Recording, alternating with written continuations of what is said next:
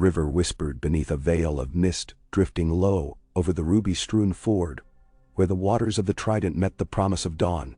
Shafts of pale light speared through the shroud, glimmering on broken helms and torn banners that fluttered half-submerged on branches swept downstream. By the time the sun fully edged above the eastern hills, the field was already quiet save for the murmurs of ravens and the rasp of steel on wet mail as squires pried fallen men from the mud.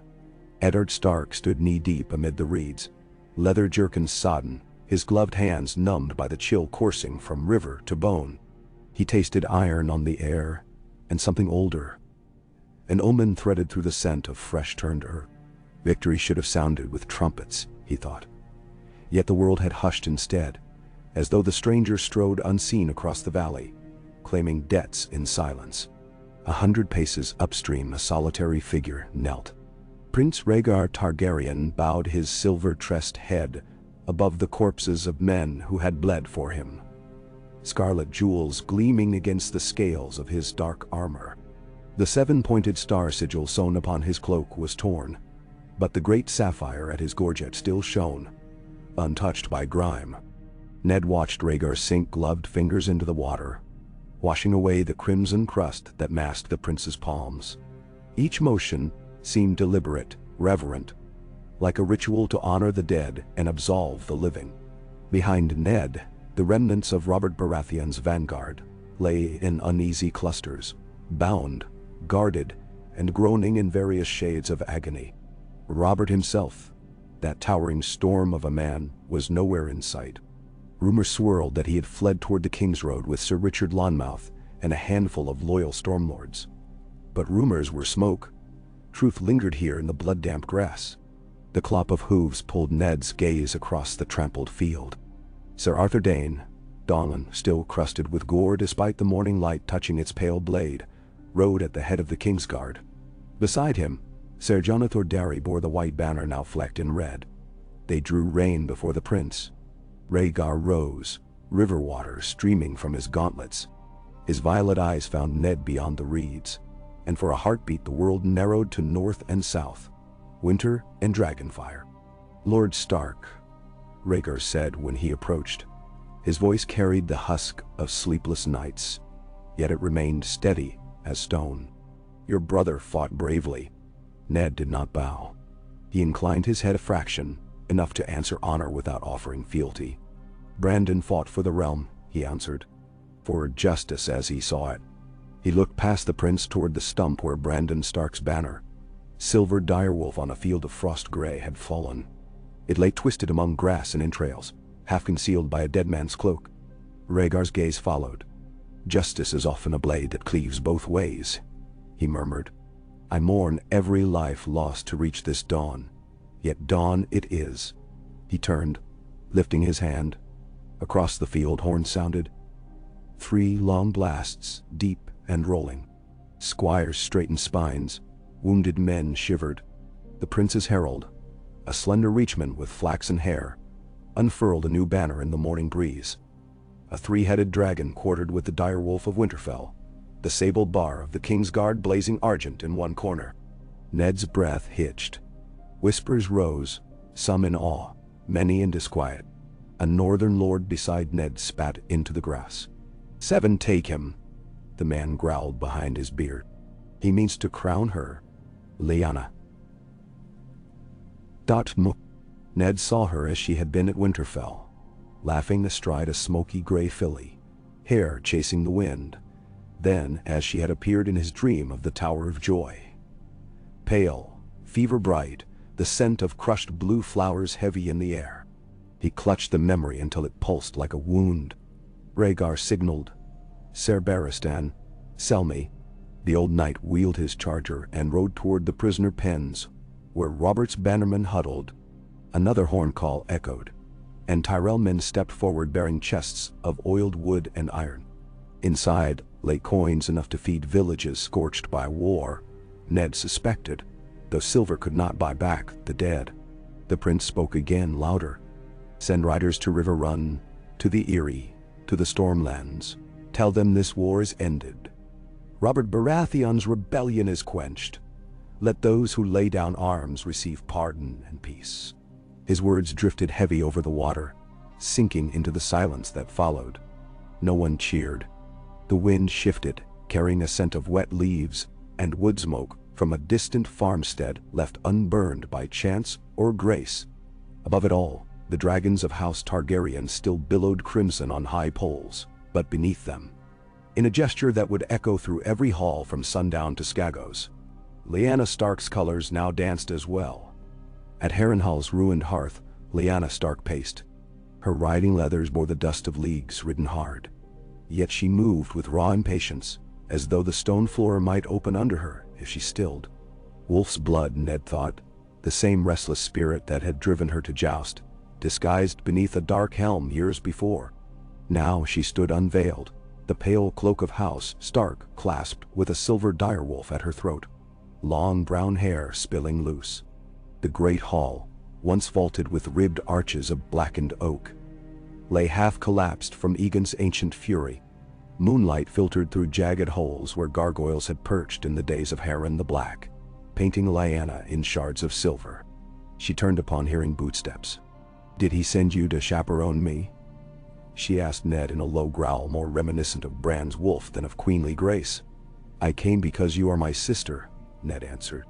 "Because father and mother dream of you by the hearth at Winterfell, not standing in this cursed keep, beneath a broken crown. Is that how they picture me?" Lyanna's laugh was a brittle thing. She brushed a strand of hair behind her ear. "A pretty daughter at her lord father's knee? I was never a lady to sew and gossip, Ned. You know that." "I know," he sighed. "Yet war is ended," she finished for him, voice sharper than a honed knife. She strode to the dais where a rough-hewn seat had been dragged for councils. Its high back was draped in crimson brocade, a slender circlet resting upon a cushion of gray wool beneath. Lyanna laid 2 fingers atop the coronet, tracing the inlaid rubies that winked in torchlight. "Do you think this bauble can raise the dead? Will it lift Brandon from the grave, or father from the noose?" Her eyes glistened. Ned swallowed hard. Nothing can revive them. Yet the realm must heal. If marrying Rhaegar, marrying... She snatched the circlet in her fist, gems digging into her palm. "I chose this, Ned. He did not take me as prize, nor drag me in chains. I rode with him freely. Does the veil of shadows between rumor and truth matter no longer? Mezzanto." "Eddie, it matters to me," he said, and stepped closer.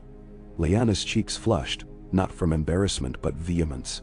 "I saw in him something you all refused to see," she whispered fiercely. "Not a rapist prince, but a man.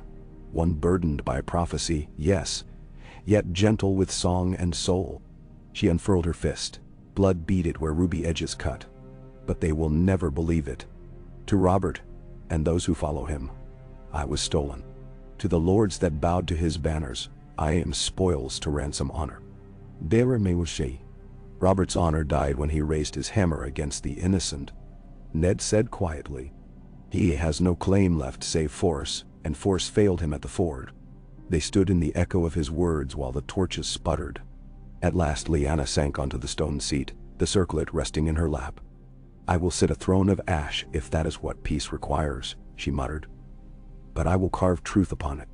Ned saw then how thin her shoulders seemed beneath leather and wool, how shadows pooled beneath eyes once bright with mischief. War had aged them all, stripping illusions layer by layer, until only hard bone of conviction remained. King's Landing gleamed like hammered gold beyond the Blackwater, but its beating heart pulsed with dread. Small folk whispered of Rhaegar's triumph in corners of Flea Bottom, uncertain whether dragons would return with fire or with mercy.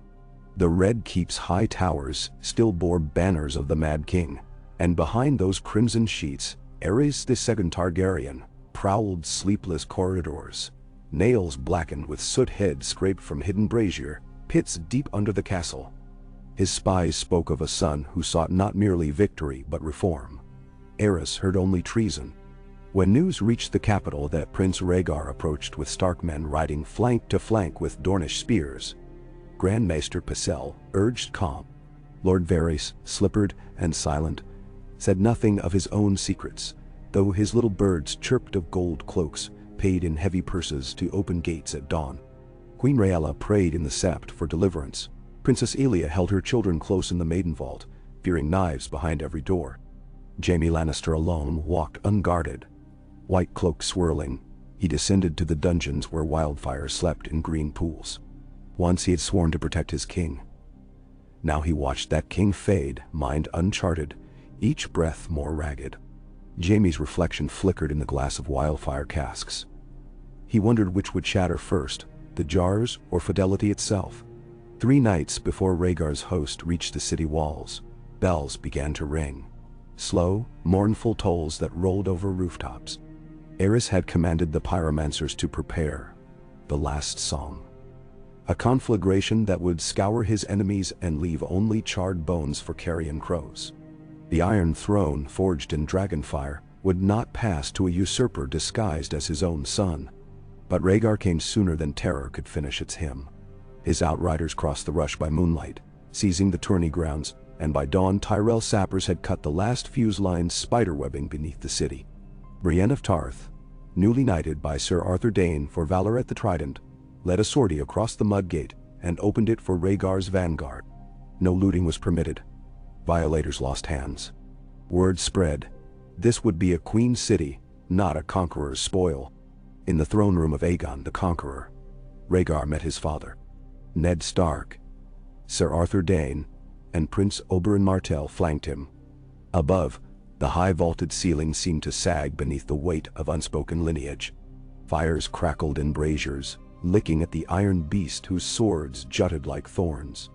Aerys lowered himself upon those blackened blades, cloaked in rags of royal crimson so tattered they seemed part of his flesh. "Traitor!" he spat, spittle threading his gray beard. "You would steal my crown with northern whores and Dornish vipers." Rhaegar's face was carved of sorrow. "Father," he said, voice raw, "no crown is worth this misery. Come down, let the realm see you healed." "Healed?" Aerys cackled. "I am aflame with divinity. Let them burn, all of them, and rise anew." He gestured with claw-like fingers, expecting wildfire to blossom. Nothing ignited. The pyromancers had been bound and gagged in their sanctum. Their keys rested now in Sir Arthur's belt pouch. The king's eyes widened. He lurched, searching corners for the false knights who had promised him pyres. In his frenzy he cut his palm on a sword armrest, crimson threading down iron spikes. Jaime Lannister moved then, white cloak snapping. He drew steel, but Rhaegar raised a hand. "No," the prince murmured. "There has been blood enough." He stepped forward, unbuckling his gorget, baring his neck in humility. "Father, I kneel."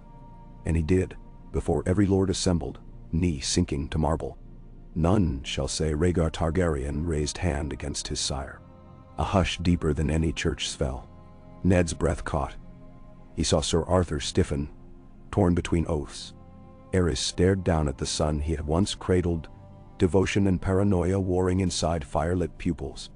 Slowly the Mad King stood, edging down blade steps. Metal scraped cloth. When he reached the foot of the throne, he extended crimson-dripped fingers, either blessing or bloodletting. Ned could not read his intent, nor could Jaime. The Kingsguard's sword flashed silver, swift and final. One wet gasp, one thud. Aerys lay bleeding at the foot of his legacy, eyes wide in betrayed wonder. Silence. Jaime's blade trembled. Rhaegar rose, tears glimmering unshed. He removed his cloak and draped it across his father's still form. "May the gods judge kindly what men cannot," he whispered. For a moment it seemed no one breathed.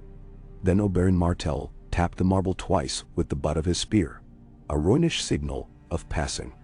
Others followed. Sword tips touched stone, shields wrapped hilts.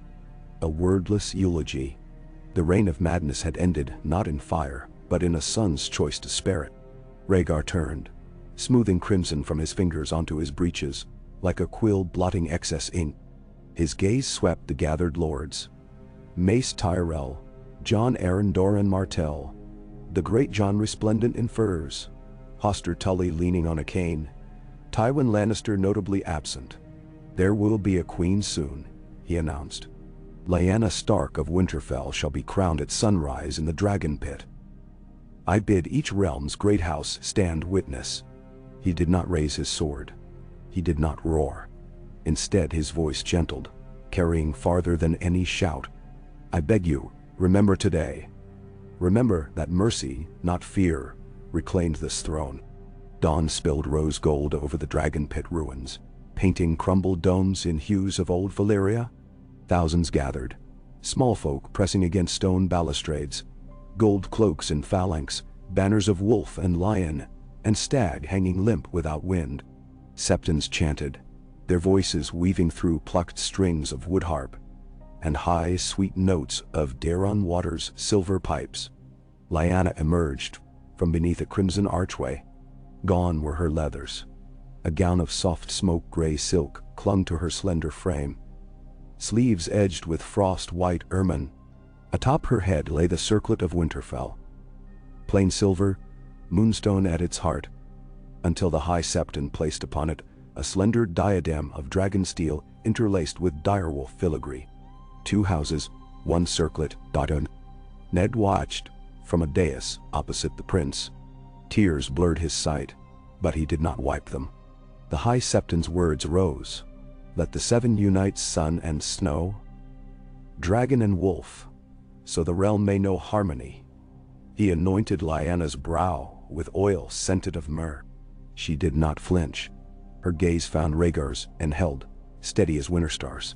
When she knelt, Rhaegar drew Lightbringer, a blade reborn by legend, and touched flat steel to her shoulder.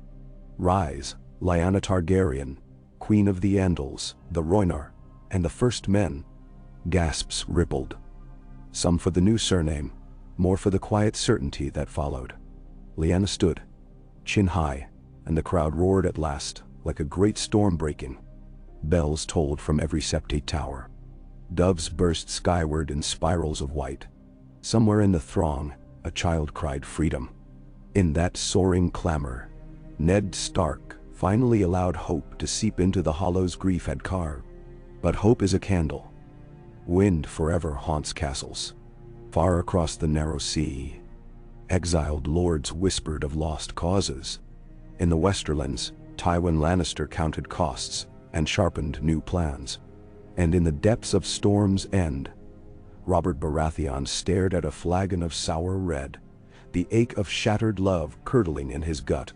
His hammer, dented along its haft, rested against the wall untouched.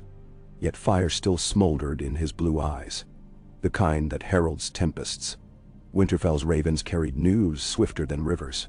Catelyn Tully, betrothed now to a stranger called Brandon no longer, watched from a tower window as snows melted beneath late spring's breath. Her wedding, once to unite river and winter, lay in ashes. She wondered if the gods mocked mortals with their weavings, a trout caught ever in currents beyond its ken. In Old Town, the Citadel's archmaesters convened over dusty scrolls, debating prophecies long dismissed, the song of ice and fire, the prince that was promised. Some declared Rhaegar's heir, should Lyanna bear one, the true fulfillment. Others whispered of bloodlines merging to birth something entirely new. Quills scratched parchment late into black hours. On Dragonstone, storms battered ancient battlements while Princess Elia cradled Rhaenys and Aegon, relief warring with uncertainty. She would not be queen, yet Rhaegar assured her place beside him. Targaryens wed often within the blood. Elia's health, fragile after Aegon's birth, remained uncertain. Perhaps a second wife meant protection for children rather than displacement. Still, jealousy dripped its poison quietly, drop by drop, in lonely midnight halls. South in Dorne, Prince Doran weighed vengeance against pragmatism. Oberyn wrote of Lyanna's fierce will and the prince's resolve, urging brother to embrace the new order. Yet whispers reached Sunspear that Tywin courted alliances with the Reach, that Olenna Redwine brewed schemes sharper than Dornish daggers. The realm held breath. Summer's first blaze bound the royal progress making for River Run, where lords sworn and sundered would swear anew. Ned rode ahead of the main column, scouting riverside paths with Howland Reed and Sir Roderick. He carried twin burdens, to serve his sister's crown and to safeguard the north amid southern quarrels. On the fourth dusk, he stabled his horse beside a ruined septry, ivy strangling cracked pillars. There, beneath a weeping willow, Ned found Rhaegar alone, plucking gentle notes from a silver-stringed harp. The song painted the air with shards of melancholy, each chord dipping like a swallow's wing over still water. Ned hesitated before speaking. "Your Grace." Rhaegar's fingers stilled. "Lord Stark." He gestured to a mossy stone. Ned sat, though unease perched with him. "You never said what song you played for Lyanna Harrenhal," Ned offered. Rhaegar's smile flickered. "One of summer snow and autumn fire." No words. Only memory stitched to melody. She heard it and understood without question. "Many lords still do not understand," Ned said. A crow cawed overhead, black shape flapping toward twilight clouds. "They fear what a northern queen might mean. They murmur of frostfangs marching south, and Northmen mutter of dragons flying north." Rhaegar set the harp aside. "Fear is a prison. Music cannot break it alone. What will? Time, deeds, children." He looked east where campfires dotted hills. "When Lyanna gives the realm heirs of both bloods, perhaps old grievances will wither." Ned considered. "And if she cannot, then we craft peace differently." The prince's gaze hardened. "But we will craft it." Beyond them the last light bled from the sky, leaving only ember coals gleaming and watchfires. In that half-lit hush, Ned Stark realized the realm's fate hung on more than crowns. It hinged upon frail human hopes, brittle yet enduring. River Run's walls reflected torchlight in sheets of gold as the royal party arrived. Lord Hoster knelt stiffly to his new queen, pledging Tully's swords and grain. Sealed charters followed, pardons for rebellious minor lords, land grants to veterans, coin for rebuilding holdfasts. Lyanna spent hours at a trestle table, quill racing ink across vellum as courtiers gawked. No gently reared lady, she wielded pen with the precision of a soldier oiling sword joints. In the great hall, minstrels sang a new ballad, "The Dragon and the Wolf," verses weaving prophecy with romance. The refrain soared, cups thudded on table. Even dour Northmen joined, though their voices rumbled off-key. Yet in a shadowed alcove, Ned watched a lean man slip through side doors. Pater Baelish, cat's paw slick, eyes bright. He whispered to a Taroshi wine merchant, exchanged coins within a fold of dusty purple sleeves, then vanished. Seeds of intrigue sprouted in quiet corners, even as unity toasted loud. That night, Lyanna walked the parapets alone. Moonlight silvered the river's fork where it curled around River Run like a protective arm. She leaned on the stone, listening to the water. Footsteps approached, soft leather on granite. Lyanna turned to see Elia Martell, wrapped in a cloak of sun and spear. "Princess," Lyanna said, cheeks coloring, half bowing, half stiff with uncertainty. "Queen," Elia corrected gently. Her dark eyes glimmered but held no malice. "Titles are banners for others to follow. We women bear them more often than we choose." She joined Lyanna at the wall, gazing over the rivers. "I once dreamt of water meeting fire," Elia said. "I feared it meant my children would drown in dragon flame. Yet water may temper flame rather than snuff it." Lyanna studied her. "Your grace is..." She trailed off, at loss. "Hard won." Elia's smile bore edges. "I loved my prince. I love him still. But the realm needs more than my fragile bones can give. You are young, strong, as untamed as the north. Perhaps you are what prophecy truly spoke of." Lyanna's hand drifted to her belly unconsciously. She had felt no quickening yet. Hopes whispered. "And you?" "I will watch my children grow, ride with them in Dragonstone's gardens, teach them Dothraki words and Braavosi songs." Her voice softened. "But I will not scurry into shadows. I remain Princess of Dragonstone, and my counsel will sit at your husband's ear." The two women stood beneath the moon, the hush between them, forging something steadier than alliance, an accord born of shared sacrifice, tempered by insight only mothers or sisters know. Far below, A ripple of cheers rose as Rhaegar emerged onto a lower terrace. His harp, slung behind him, comets of torchlight, sparking ruby flashes from the stones at his breast. He looked up to the parapet and raised a hand. Lyanna answered with 2 fingers at her temple.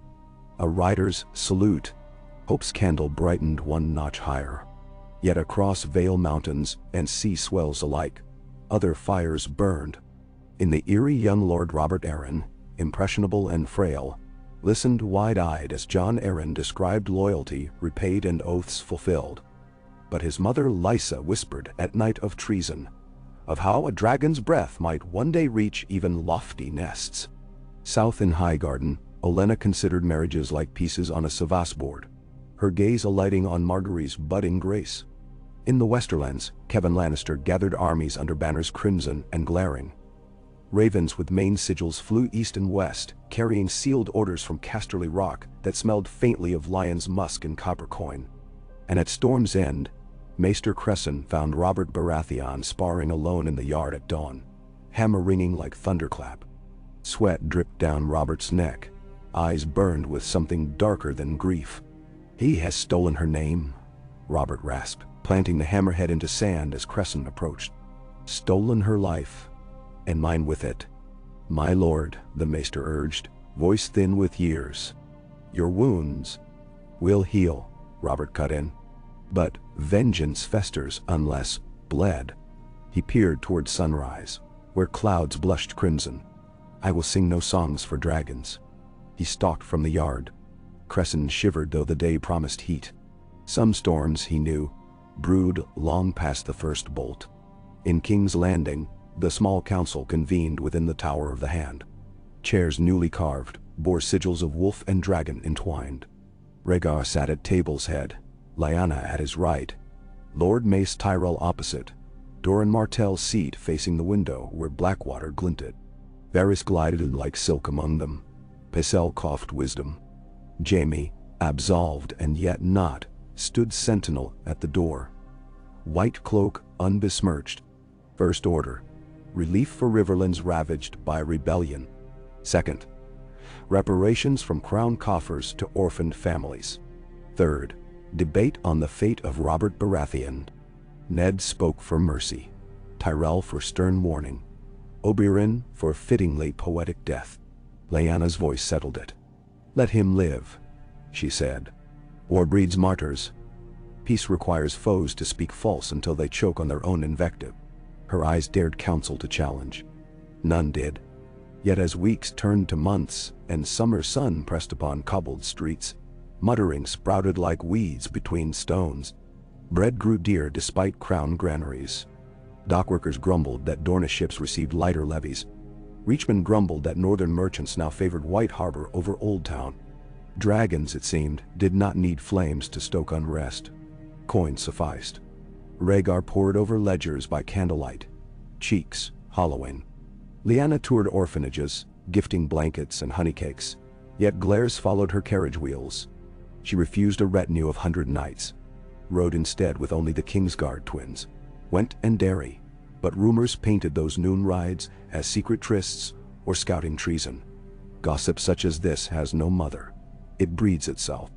One dusk, returning through Fleabottom, Lyanna halted amid a throng encircling a barefoot bard. He sang a bawdy twist of "The Dragon and the Wolf," ending in the wolf devouring dragon spawn to avenge a stolen maiden. Laughter erupted. When the bard noticed the queen, he paled, expecting lashing or worse. Lyanna dismounted. She pressed a silver stag into his hand. "Learn a nobler verse," she said, calm. "The realm thirsts for grace." Then she remounted, leaving a hush broken only by the coin's jingle. Even so, that hush birthed fresh whispers by dawn. Wolf bitch buys silence, queen of usurped hearts. On Midsummer's Eve, Lord Tywin Lannister rode for King's Landing with 2,000 men, banners snapping crimson in breeze. He requested audience upon arrival, but was rebuffed until the morrow. Rooms arranged at Maegor's Holdfast instead of Tower of the Hand. That night, candles burned late in Tywin's chamber. Ravens took flight westward, wings beating like war drums. Dawn brought counsel in throne room. Tywin bowed. Stiff, deliberate, as a tree bending only for gales that might topple lesser trunks. Your Grace, he began, voice gold hard. I rejoice at victory and your health. Yet the Westerlands grieve debts unpaid. My forces bled at your side. My coffers buoyed loyalists. Gold is due. Rhaegar nodded. Debts will be honored. And justice, Tywin added, narrowing pale green eyes at Jaime. A Kingsguard's oath is not exempt from scrutiny. The room chilled. Jaime's jaw tightened. Rhaegar answered, Sir Jaime acted to prevent wildfire slaughter. The realm owes him life. Convenient. Ty murmured. Lyanna rose then, Direwolf pendant catching sun. Lord Tywin, the crown will repay House Lannister in minted gold and gratitude. Name your sum. Tywin's gaze lingered on her abdomen, flat still, though rumors of quickening abounded. Son? He smiled thinly. A debt measured in lives cannot be minted, yet there is a means. He paused, letting silence lengthen. My daughter, Cersei, is yet unwed. Mace Tyrell inhaled sharply. He'd nudged proposals of Loras for Princess Rhaenys hoping bonds. Others traded glances. Rhaegar clasped hands. I am wed, Lord Tywin. A prince's wedding need not impede alliance, Tywin answered. Cersei could wed your son Aegon when of age. Dragons and lions allied would quell any Stormlander rashness. Ilya stiffened where she sat.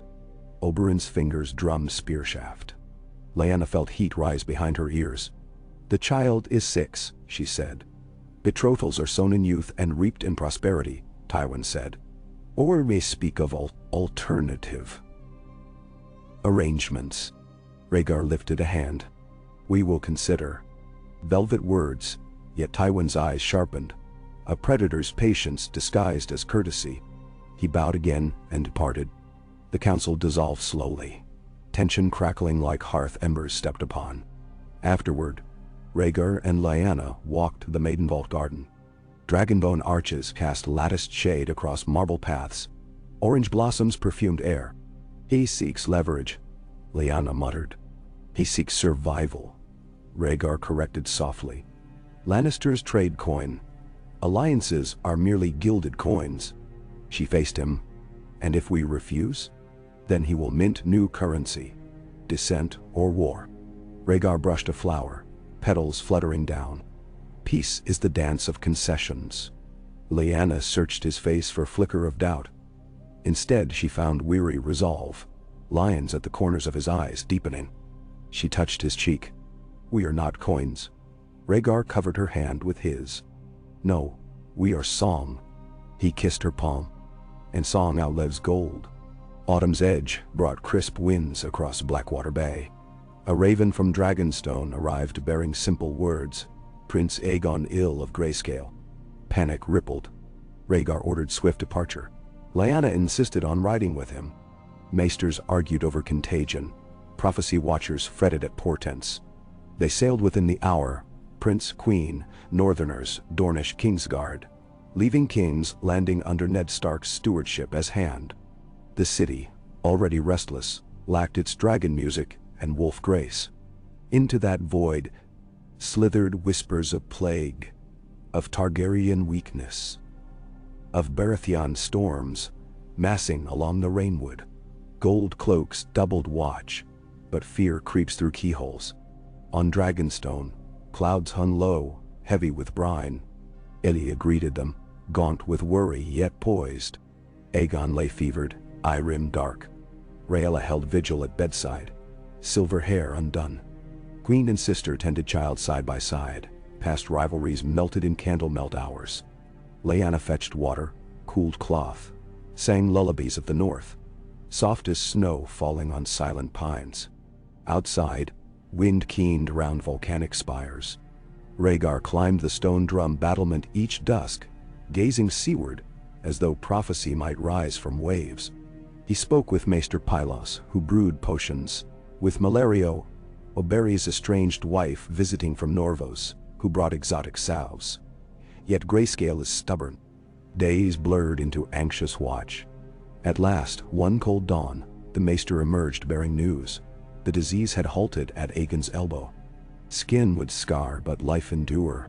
Cheers echoed through corridors. Rhaegar embraced Elia. Lyanna clasped Elia's shoulders, both women weeping. That night, beneath torches on the terrace, Rhaegar strummed harp while Lyanna hummed. Elia joined softly, her voice like dusk breeze. The chords wove 3 threads, dragon, wolf, sun, into one melody. Down in Storm's End, Robert drank to rage as ravens announced the boy's survival. "Even the rot flees their luck," he bellowed, smashing flagon to hearth. Stannis watched stiff-jawed, sense of duty clashing with brother's hatred. Maester Crescent feared the day wine would no longer dull Robert's ache but sharpen it. Winter's first flakes fluttered across Moat Cailin when Ned Stark received 2 letters, one sealed with rose-gold wax of Highgarden, the other with crimson lion rampant. Both invited him south for discourse on northern concerns. Ned burned them unread, knowing bait when he smelled it. Yet he felt the realm's fabric thinning, tugged by old rivalries newly clothed. Snow thickened on battlements. Wolves howled. Beneath Winterfell's crypts, Ned lit candles for Father and Brandon, for Rickard Karstark fallen at Stony Shore, for Benjen ranging wilds, and for Lyanna, alive yet remote. He prayed to Hearttree for strength, knowing storms gather even in victories. Ravens nesting above flicked snow from wings, croaking as though repeating a warning. Ned ascended the stairs to a night sky brittle with stars. North demanded watchfulness. South demanded concessions. And between stood a queen who was sister and stranger both. Duty is heavier than mountains, he thought, remembering words of the old maester. And winter, though long delayed by summer's linger, always comes. Beyond the shivering sea, in distant Pentos, Magister Illyrio clinked cups with a gaunt exile named Viserys. They discussed the Iron Throne, taken by a half-blood wolf, and dragons sold to direwolves. In Tyrosh, the Golden Company plotted. In Korth, warlocks dreamed. Across oceans, destinies stirred. And in a tower room of dragonstone, Lyanna Stark Targaryen pressed a hand to her abdomen one early dawn and felt a flutter, soft as moth wings, sure as sunrise. She closed her eyes, tears slipping. The song had quickened within. She walked to the balcony where Rhaegar stood watching breakers crash. He turned at her approach, hope sparking violet. No words were needed. He read truth in her trembling smile. He kissed her brow, then knelt, pressing ear to where life stirred. Below, waves hammered black rocks in endless rhythm, carving shape from stone, slow, relentless, inevitable. Above, morning unfurled saffron banners across sky. Somewhere inland, far from salt and wind, a stag pawed ground, another rebellion forging in its heart. But for this breath, peace lingered, fragile and precious as a heartbeat beneath a queen's ribs. And the realm, ignorant and restless, spun onward toward winter, and whatever fires fate yet stoked. Ka-K. Wind rattled shutters on Dragonstone, while rain painted the courtyard in mirrors of slate and quicksilver. In the rookery the ravens croaked restless, feathers slicked flat, as if they too sensed some coil of fate tightening beyond the black horizon. Lyanna stood in the chamber that faced southeast, watching the lightning stitch rent seams into the night. Each flash limned the belly of the sea, and in one brief shimmer she fancied she saw a shape beneath the waves. Vast, sinuous, ancient. The island breathed with old dragons even in their absence. She felt them in marrow and dream. Her hand rested on the rise beneath her gown. Quickening fluttered again. Soft, owl-wing pulses, reminding her that storms need not be loud to be mighty. She listened for Rhaegar's harp drifting from the solar 2 floors below, but only the hiss of rain answered. Since Aegon's sickness lifted, her husband's melodies had grown sparse. He studied books of prophecy with a scholar's zeal, hunting for whispers of Dragon's second head, or Winter's binding song. Whenever she approached, he smiled, laid fingers against the curve of her stomach, and promised that answers bloomed inside her as surely as life itself. She wanted to believe. Yet answers could be daggers, and prophecy rarely spared flesh. A gentle knock tapped the door. Elia slipped in, shawl pulled tight against the chill. The maesters swear these stones were forged in dragonfire, but they never catch warmth, she said, teeth chattering. Lyanna fetched a woolen blanket from the bench and wrapped it round Elia's shoulders. Come to stand watch with me. Better than pacing another corridor. Elia peered through the glass panes. The fleet from King's Landing sets sail at first light. Rhaegar means to outrun this storm. Lyanna's brow creased. He said nothing. He fears troubling you. Elia's smile was rueful. He marches chessmen across parchment all night. Letters to Brevos, to Sunspear, to Lannisport, each sealed with gold wax before sunrise. He means to weave peace by quill, though steel lies waiting below every signature. Bah! Lyanna exhaled, fogging the window. Peace by quill still bleeds dry the hand that holds it. Elia. The voice drifted softly from the hall. Rhaegar stepped into the chamber.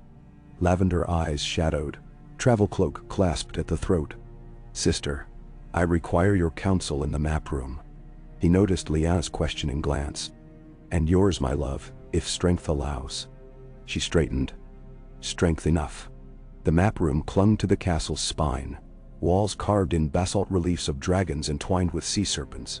Candle flames made scales wink like embers.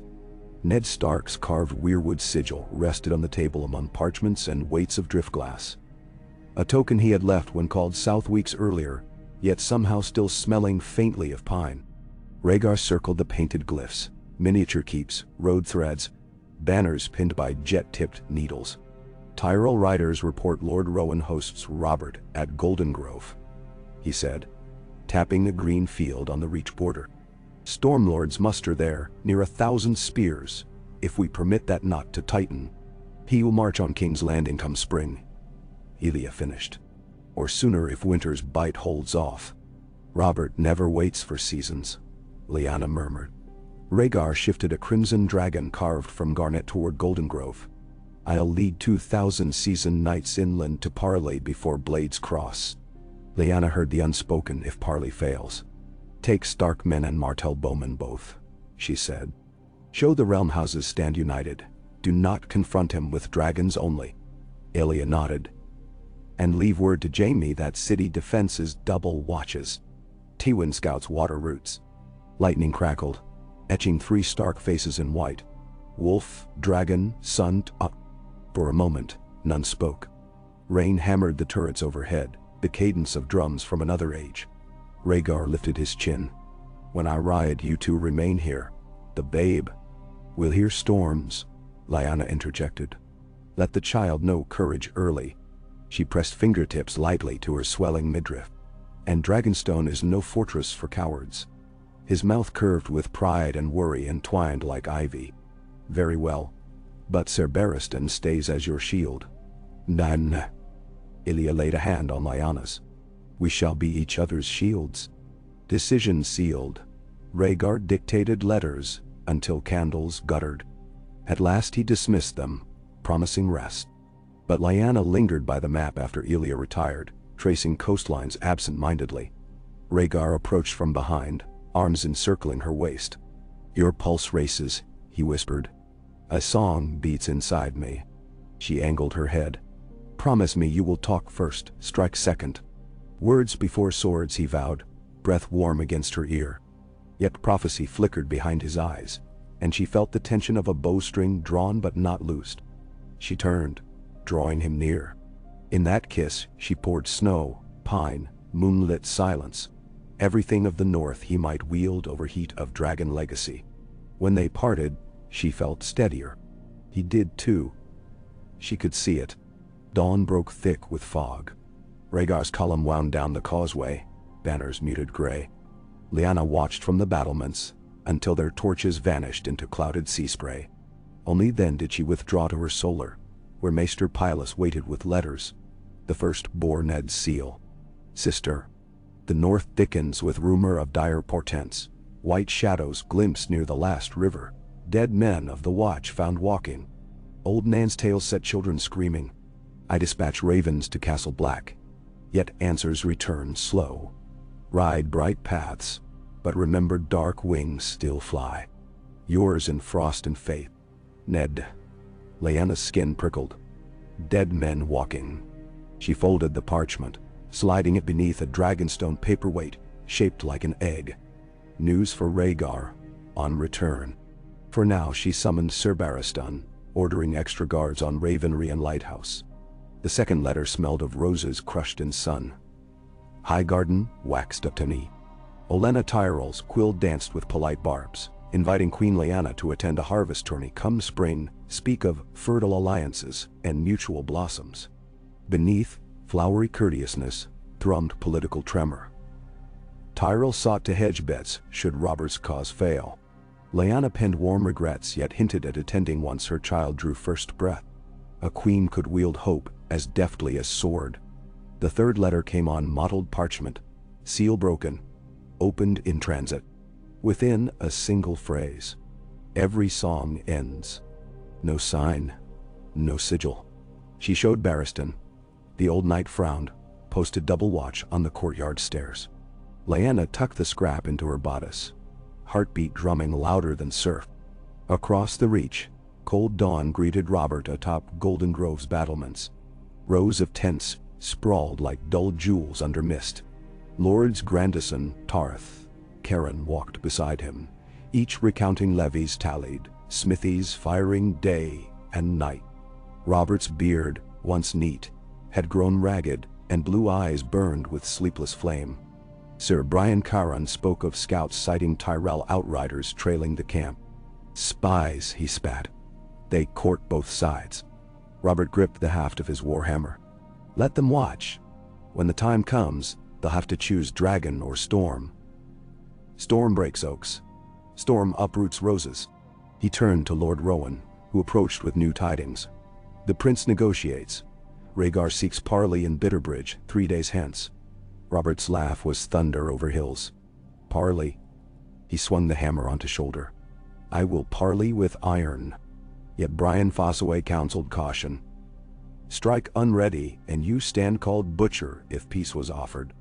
Others echoed, whispering of hostages, terms, gold. Robert's jaw twitched. Memory of Lyanna's laugh cut him like wine on cracked lips. Peace is ashes in a pyre already lit, he said. But Stannis Gaze, stern and steady, urged strategy. Renly's youthful charm coaxed courtesy. Stand still, weigh the board. So Robert consented to meet, though he oiled Hammerhead that night, until moonlight gleamed wet along steel. On the King's Road north of Duskendale, Rhaegar's host trotted through wheat stubble under low clouds. Sir Arthur Dane rode flank, dawn sheathed but ever luminous. Scouts returned hourly, reporting empty villages, folk hidden or fled. Once, at a crossroads inn, children hurled stones at the dragon banner, crying, "Wolf thief! Queen stealer!" Guards dispersed them gently, yet stares remained flinty. That evening around a campfire, Rhaegar conferred with Arthur and Prince Oberyn, who'd insisted on accompanying despite Doran's caution. Oberyn skewered rabbit over flame, eyes dancing. Robert will list grievances the length of the mander, he said. All while eyeing your skull for smashing. Arthur smiled thinly. And you, Prince, will you bait the bull? Only a matador fears boredom. Oberyn winked at Rhaegar. Wear bright colors. Bulls charge crimson. Rhaegar exhaled. Words before swords, he repeated, softer. Yet when moon climbed high, he sought solitude at riverbank, pale hands plucking strings absently. The melody drifted into night, equal parts lullaby and dirge. Intense beyond, soldiers dreamt of home fires. But spies moved like foxes among supply carts, counting barrels, measuring morale. One such slipped beneath canvas of a Tyrell wain, scribbled figures, and vanished into dark. Coin to lion coffers, knowledge heavier than gold. Dragonstone's hall of 100 hearths crackled bright when Tyrion Lannister arrived unannounced by galley from King's Landing. Rain still lashed, yet the dwarf shook cloak free, bowing low to Lyanna. Your Grace, I crave shelter from storms both skyborn and political. She gestured him forward. Rumor of Tyrion's wit preceded him. Ned had spoken once of a clever boy found poring over Winterfell's library shelves during Robert's visit years ago.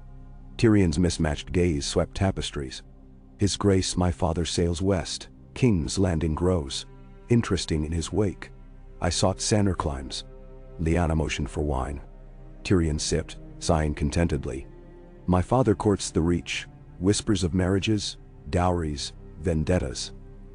Meanwhile, gold cloaks chase phantom cut purses while real thieves dine in the Red Keep. Lyanna perched on the dais edge. You bring warning.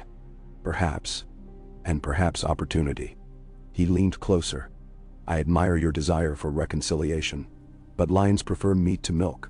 If you intend to keep the realm knit, you must feed the lion enough to dull its claws, else declaw it entirely. She raised a brow.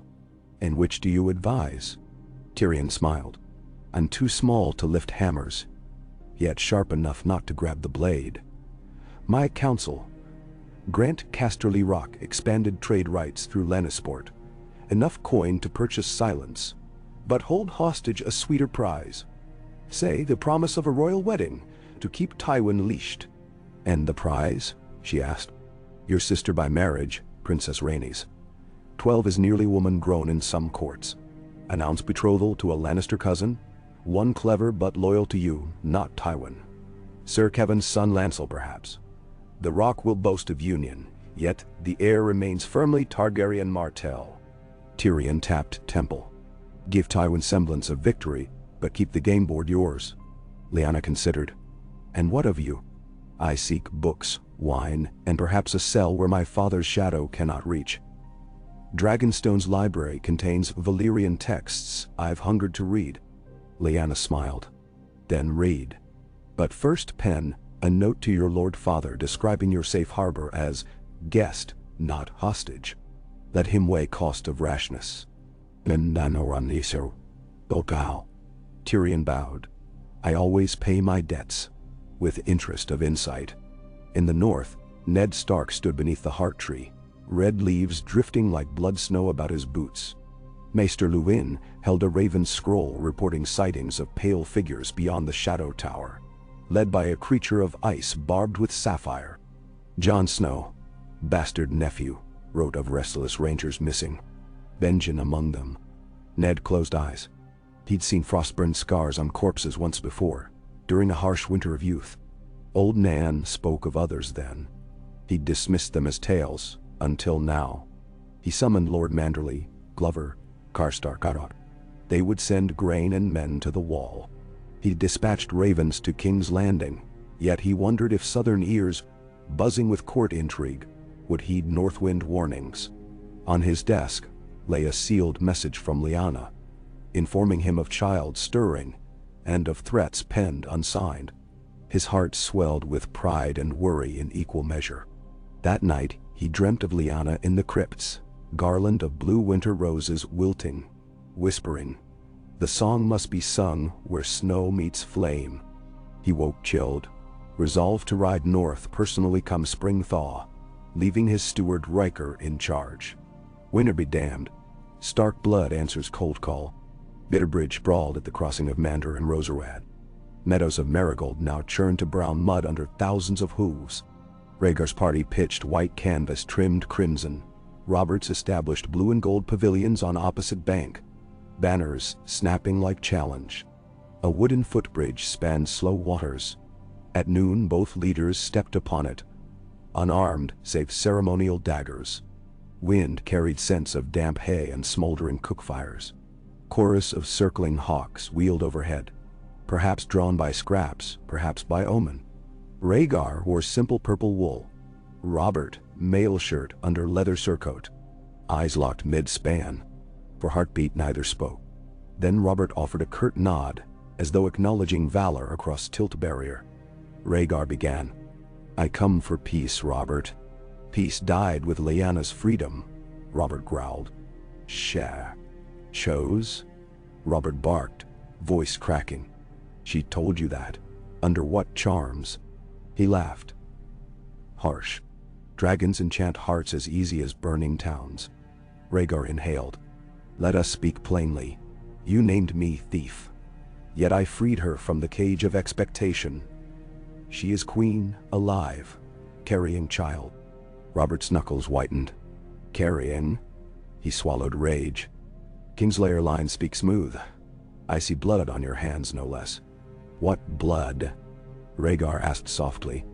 Brandon. Rickard. My father figure John Arryn cast aside, forced to choose. How many lay rotting because you chased prophecy into another man's betrothed? Dane. Rhaegar closed distance, lowering tone. I seek to heal, marry houses, rebuild. Join. Never. Robert's breath steamed. You think I would break bread with the beast who stole my heart? I will shatter your crown, your line, your bones if need be. He stepped back. Yield her. Let Lyanna judge between us. She is queen. Yield. Robert roared, voice booming across river. Men on banks shifted weapons. Rhaegar's shoulders sagged. I will not hand her as chattel. Then, we finish what Trident began. Robert turned. War. He strode off bridge. Thunder of cheers from Stormlords answered. On Rhaegar's side, silence held, broken only by Arthur Dayne's sigh. That night, Oberyn entered Rhaegar's tent to find the prince staring at a ruby head plucked from the Trident months prior. Parley bore poison, Oberyn said. Now prepare antidote of steel. Rhaegar closed fist around the gem. No, another way. He called for parchment, quills. He would invite Lord Rowan to secret council, attempt to fracture Robert's alliances, offer pardons and positions. Diplomacy not yet dead. But Robert rode by torchlight to every campfire, stoking fury with ale and memory. Tomorrow, he vowed, we march on King's Landing. Hammer will crush dragon eggs before they hatch. Storm banners lifted in reply, rustling like thunderclouds. Word raced down Roserwad on relay horses to King's Landing, reaching Ned Stark at dawn audience with Master of Coin. Ned strode to the Tower of the Hand, summoning Varys, Pycelle, Jaime. Plans unfurled, fortify city, call banners, recall galleys from Driftmark. Jaime volunteered to ride for Casterly Rock. Pycelle opposed, citing Tywin's uncertain loyalty. Ned agreed but dispatched a raven seeking Lannister neutrality. Then he made a harder choice. He wrote to Winterfell for all available riders, leaving Robb to hold the north. He would not let Lyanna's child be born into siege. At Dragonstone, Lyanna woke to pain. A sharp twist low in her belly. Too soon, Maester Pylos muttered. Storms parted outside, bright dawn ahead, but she felt pressure building like tide beneath moon. Ilya pressed cool cloth to her brow. Ser Barristan stationed triple guard at door. Melario brewed tonic, a fiery kiss, wine and saffron. Tyrion fetched a Valyrian text on birthing breach, his small hands steady passing pages. Lyanna breathed counted breaths, recalling Winterfell midwives. Pain is ice, bear down and let it melt. Contraction after contraction ceased. Midway through labor a raven arrived, Robert marching thousands strong.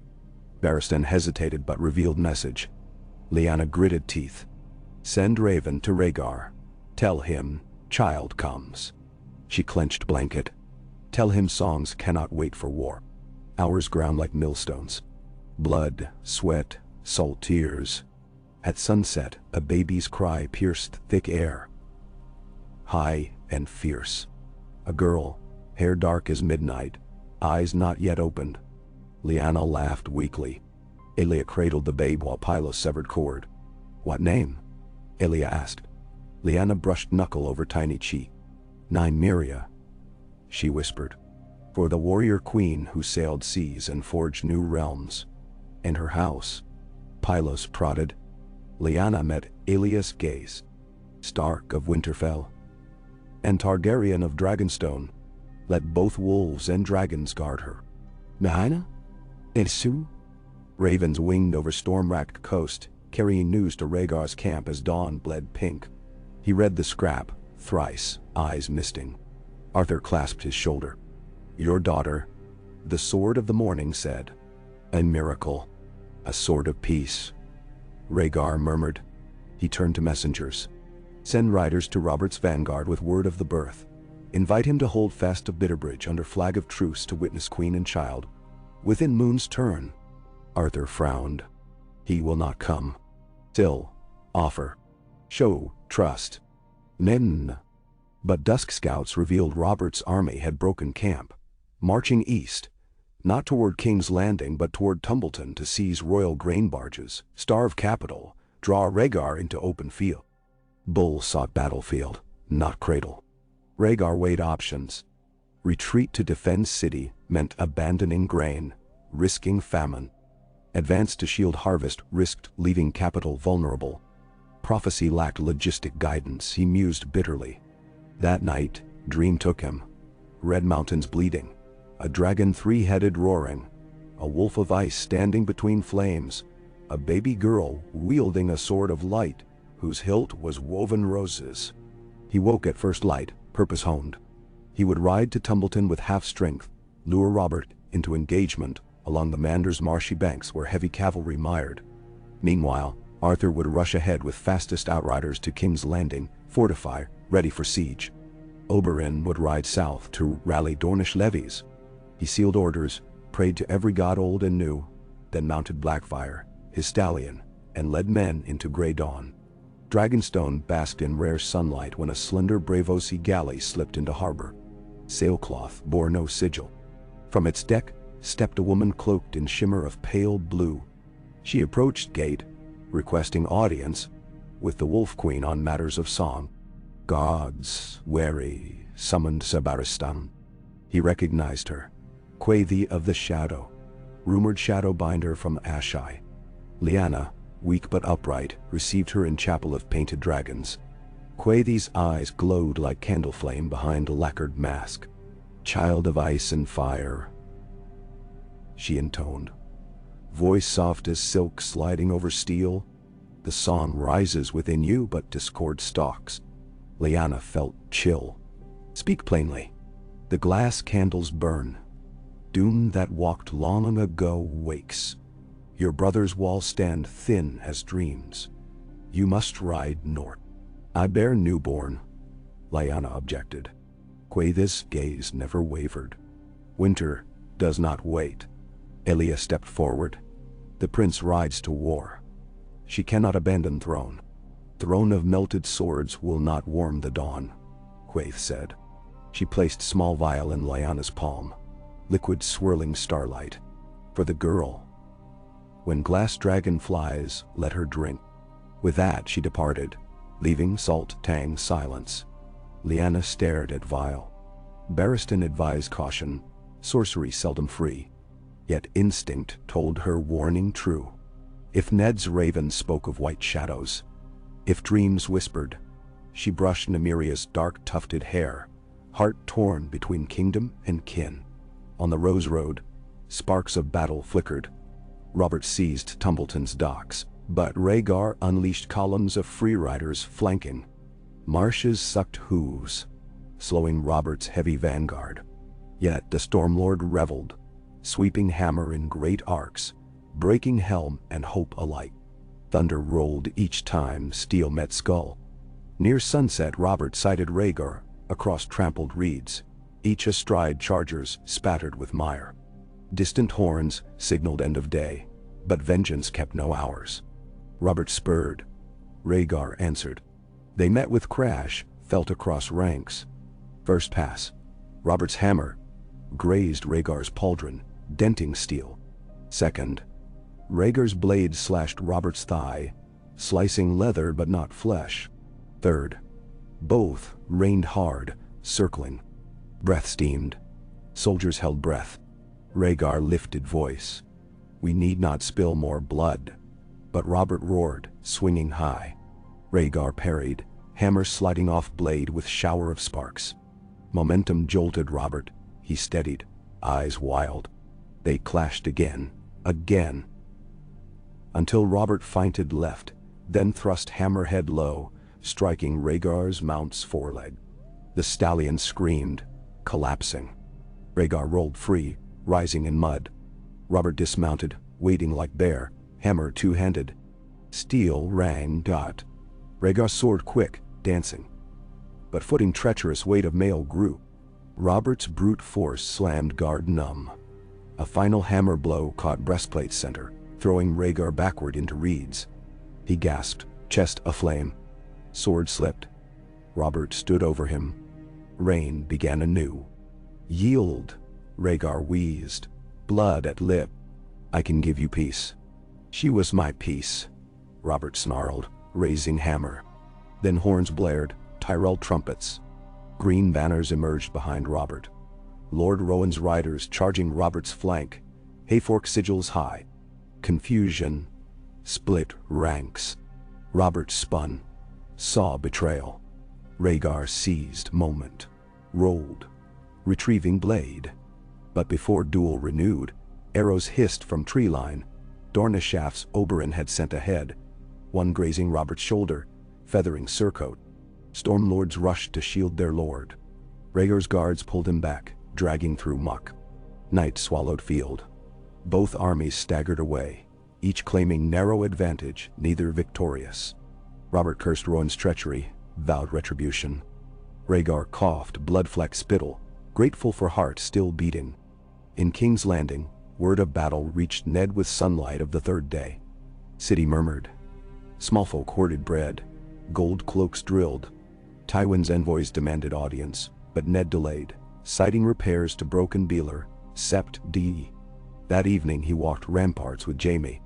Below, black water lapped stone like tongues. Citadel glass candles flickered green in distant rookery. Strange, Ned thought, had they ever been lit? Jaime spoke of father's ambitions, of Cersei's simmering wrath, of rumors Lancel boasted of royal match. Ned listened, weighed trust. At parting, Jaime asked, "When snow falls, will wolves share lairs with lions?" Ned's reply, "If darkness enough, even beasts huddle for heat." At Dragonstone, Quaithy's prophecy scratched Lyanna's thoughts. She penned letter to Ned urging watch on wall, included vile description. She asked Davos Seaworth, a former smuggler turned knight in Stannis' service, to carry message north on his swift sloop. Davos, loyal to Lord Stannis yet wary of Robert's fury, agreed. Ilya found Lyanna sewing direwolf upon a swaddling cloth that night. "You think to sail?" she guessed. "Soon." Lyanna stroked Nymeria's curled fingers. "Rhaegar fights south, but north. Something older stirs." Ilya touched Lyanna's cheek. "If you go, take me. My children bear dragon yet bleed Dornish. They must see winter's face, no realm they will defend." Lyanna smiled. The north welcomes warmth. They laid plans, gather supply ships, slip past Stormland's blockade. Tyrion overheard, offered map of hidden currents. Barristan, though sworn to guard Queen, agreed North mission had royal sanction. The babe is realm's heir as much as king's. Back on the Mander, armies repositioned. Rowan's betrayal fractured Robert's trust. Stormlords argued in councils, some urging retreat to Storm's End. Renly smoothed prides while Stannis enforced rations. Robert nursed wound on shoulder, but deeper cut lay within. Rhaegar alive meant dream undone. Rhaegar recovered slowly. Concussed, ribs bruised, yet spirit steeled. He sent envoys to River Run, offering Hoster Tully high command of Riverland's levies, playing on Tully resentment of Stormland raids. Tully accepted. The board shifted once more. Yet with each parchment sealed, Rhaegar thought of Lyanna and newborn far away. He yearned for lullaby of waves against Dragonstone cliffs, for tiny heartbeat resting on his chest. Prophecy still lay unfulfilled, but what if the promised hero was not him, nor the babe alone, but all of them interwoven? A chorus, not a solo. Winter settled subtle across Westeros. Early frosts, breath clouds thick by noon. At the wall, the first undead whites attacked Eastwatch fishing hamlets. Jon Snow sent desperate pleas south. Only the north listened. Ned commanded Carhold and Bear Island to escort supply wagons to Castle Black. He dispatched Ser Roderick to White Harbor to ready longships. Ravens to King's Landing urged southern aid. Replies delayed by wars. One dusk, while Ned watched flakes whirl outside the solar, a dream found him again. Lyanna in snow, holding child clad in wolf pelt, singing Song of Two Tongues, Valyrian and Old North. Behind her rose shapes carved of blue ice, moving. He woke, heart hammering. Decision crystallized. He would ride to Dragonstone personally, escort Lyanna north. He left orders with Grand Maester Luwin, kissed Catelyn goodbye, embraced Robb, Arya, little Bran asleep. Then, with 10 picked companions, he set course south along King's Road, banners hidden. Tywin Lannister's fleet anchored off Maidenpool, gold lion sails resplendent. He'd struck secret accord with Hightower and Redwyne, blockade Blackwater, choke city trade. But rumor reached him of baby princess named Nymeria, wolf linchpin uniting houses. Tywin weighed abducting child to bend knees. Yet Dragonstone's defenses strong. Barristan, a legend, and Tywin's spies spoke of sorceress visitors, unpredictable. Instead he sent Cersei to Bitterbridge with command to befriend Robert, stoke passion. If Robert toppled dragons, Lannister debts paid. And should Robert fall, Cersei still gleaned secrets for father. Cersei rode with retinue of crimson gowns, heart aflame with twin desires. Vengeance for Aerys's slight long ago refusing her wedlock to Rhaegar, and hunger for position. In camp outside Tumbleton, Robert's men welcomed Cersei's arrival with toasts. She met Robert in command pavilion, gold hair blazing under lanterns. He saw Lyanna's ghost in outline. Yet different sharpened hunger. Cersei poured honeyed wine, spoke of lion support, whispered that dragons stole not only bride but future of proud houses. Robert listened, hand tightening on goblet. Stannis watched from shadows, mistrust deepening wrinkles. Beware lions bearing gifts. He warned later. Robert dismissed fear. Better lion than serpent. But that night, Cersei kissed Robert in secret, whispering of kingdoms shared. Somewhere beyond canvas, swords sharpened. On Dragonstone, sail-cloaked vessels prepared for northern voyage. Lyanna entrusted castle to Alia, who agreed to follow with children once seas calmed. Barristan would ride with Queen. Tyrion volunteered as diplomat. For books north rare. Pylus worried but packed herbs. Malario gifted charm stones against chill. Before dawn departure, Lyanna climbed windswept tower of the ghosts. She looked east where a sky parented pale line. Guard her, she whispered to gods she half believed. Then she descended to dock. As ropes cast off, gulls cried overhead. Quaithe watched from pier, mask gleaming sunrise. Remember, she intoned to breeze. Only shadows see the light. Then she walked into sea mist and was gone. Westeros shifted as pieces advanced. Robert marching east to seize his grain stores. Rhaegar healing, scheming alliances. Tywin choking trade. Ned racing south. Lyanna sailing north. White shadows advancing beyond wall.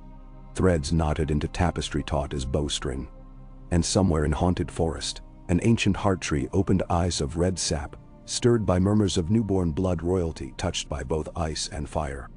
The land itself seemed to shiver, awaiting chorus of cracking season, first chord of war older than crowns. For now waves bore queen and babe northward, prow cutting foam under star-salt sky.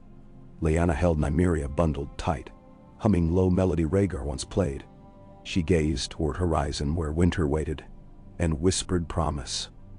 Little wolf dragon, you will know both songs, crystal frost and burning dawn, and you will weave them into one music no hammer can shatter. Wind filled sails. The journey continued. Far south, in the blackened holdfast of Summerhall's ruins, Red Priestess Kinvara traced glyphs in ash, flames dancing green.